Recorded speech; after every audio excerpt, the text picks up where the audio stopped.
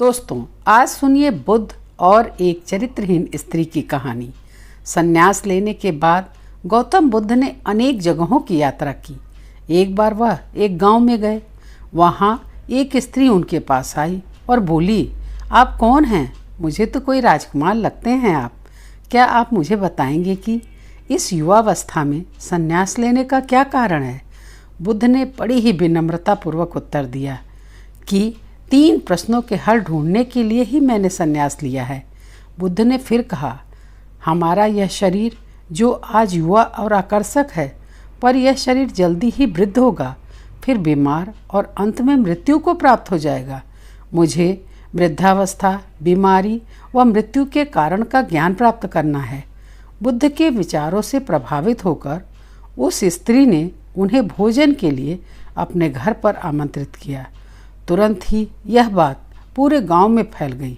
गांव के लोग बुद्ध के पास आए और निवेदन करने लगे कि वे उस स्त्री के घर भोजन करने न जाएं, क्योंकि वह स्त्री चरित्रहीन है। बुद्ध ने गांव के मुखिया को बुलाया और पूछा, क्या आप भी मानते हैं कि वह स्त्री चरित्रहीन है?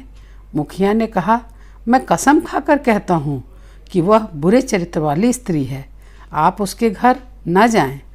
बुद्ध ने मुखिया का दायां हाथ पकड़ लिया और उसे ताली बजाने के लिए कहा। मुखिया ने कहा, मैं एक हाथ से ताली नहीं बजा सकता, क्योंकि दूसरा हाथ तो मेरा आपने पकड़ रखा है। बुद्ध बोले, इसी प्रकार यह स्त्री स्वयं चरित्रहीन कैसे हो सकती है, जब तक इस गांव के पुरुष चरित्रहीन न हो। अगर गांव के सभी पुरुष सदाचारी होते तो पक्का है यह स्त्री भी चरित्रहीन न होती। इसलिए इसके चरित्रहीन होने में यहाँ के लोग जिम्मेदार हैं। यह सुनकर सभी लोग लज्जित हो गए। स्त्री तब तक चरित्रहीन नहीं हो सकती जब तक पुरुष चरित्रहीन न हो। दोस्तों, आजकल हमारे समाज के लोग दुराचारी होकर भी लज्जित नहीं, गर्वान्वित महसूस करते हैं, क्योंकि कोई भी स्वयं अपने अवगुण नहीं देखता।